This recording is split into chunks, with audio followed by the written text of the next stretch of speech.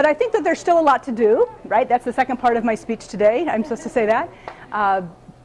And one of them is simply that being an advocate for the people in the 2nd District is an ongoing job, because this afternoon or tomorrow there'll be another issue that somebody needs help with. And so I want to be able to continue to be that strong voice for people. And also to continue to focus on economic development. I think people understand that certainly the city, and you can make the argument about government in general, but certainly city government has a lot of things about the economy that we don't control, okay? But what we can control, we should do excellently. And so, for instance, I've been working with Deputy Mayor Malloy on the issue of permitting. And when I was Director of Economic Development about 10 years ago, or close to it, we were able to make measurable improvements in some of the permitting processes that the city uses. We need to continue to do that. That's not a once you get it done, it's done. That's a continuous improvement issue, and it's really important to our ability to attract and retain good jobs in this region. Obviously, continue to work with Mayor Henry and his team on keeping the city budget tight. And then the other thing that I've been working with the administration on, it started out as just a council thing, but now it's become, I think, larger, if I'm not jumping out of the hat too soon, would be an ethics ordinance. And I introduced an ethics ordinance last year that had to do with city council, because the administration has, for a number of years, had an executive order.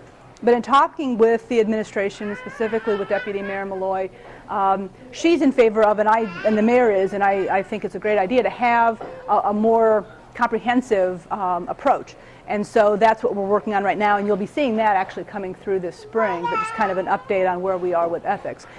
Ethics is really simple, but an ethics ordinance is complicated. And so that's kind of some of the details that we're working through. So the last thing, and this is really the big issue facing this community, and it's great that it's a positive issue, which is what to do with the light lease money. Do you spend it? Do you save it? Do you do, any number of things? And I have yet to go through a 24-hour period, Mayor, where I haven't had somebody give me some good advice on that. So that's a process that's really exciting to be a part of. Other cities in this country are not having this conversation. I think it's really easy for us to take stuff for granted because you're just sort of used to it. Well, sure, we got $70 million, and sure, let's talk about what we're going to do about it. That's not the kind of resource that other communities find themselves having, particularly not today. And I really want to credit Mayor Henry, because you took a fair amount of abuse, frankly, from a number of people, some of whom are my colleagues. The mayor really hung tough and realized, and I supported him in this, that we have an asset in the trust fund and in that lease, and to not just sort of let it go, but to make sure that it's that it was protected, and that the city got a good deal. Now I think I&M got a fair deal too. You don't want to stick it to somebody in order to get your own value, but it's not reasonable for us to just give away city assets just because it's hard. It'd be easier not to have to hire an attorney to defend the city's position. I'm really proud of the mayor and was proud to support him in sticking up for our community. So anyway, so now we have that asset. What are we going to do with it? And it's an exciting process. I honestly have made myself have no opinion on the topic, because what I really want to hear is what people have to say. I think that it is incredibly important that those of us in a decision-making capacity, and I will be in that capacity later this year, keep an open mind about it. I don't want to say, well, I think it should be ABC, because then what happens if somebody comes up with a really great idea, then I have to sort of back off of ABC, or, it just the way human nature is, you tend to defend your own idea. I don't want to have an idea, other than I think that it needs to be what lots of people in the community support, and it needs to be for the future of this community, and not simply, let's give everybody $300 back. Frankly, it didn't work out so well with the tax cuts, but we don't need to go there 10 years ago.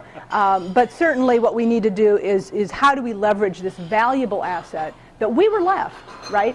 The mayor fought for half of it, but half of it, frankly, was in his lap and mine when we took office. And it was because people were so foresighted a generation ago with Mayor Lebomov. So it's not up to us, as far as I'm concerned, all of us, to just sort of blow it away, right? We need to protect it and figure out how do we make a difference. So that's really all I have to say today, and I can talk to folks. I think you probably want to do one-on-ones, and that's fine. But I first of all want to ask if any of you have any questions that you want to do now. Okay, seeing none. I then also want to thank everybody for coming. Gosh, I didn't realize we would have such a great crowd. And encourage everybody to stop and get a coffee on the way out. This is outside of my living room. This probably is one of my favorite places in the 2nd District to go. Unfortunately, poor Cindy Demery, the proprietress, is back in the kitchen making sandwiches and stuff because she had an employee call in sick. So anyway, but thank you all very much for coming, and I'll stick around as long as we need to let folks talk.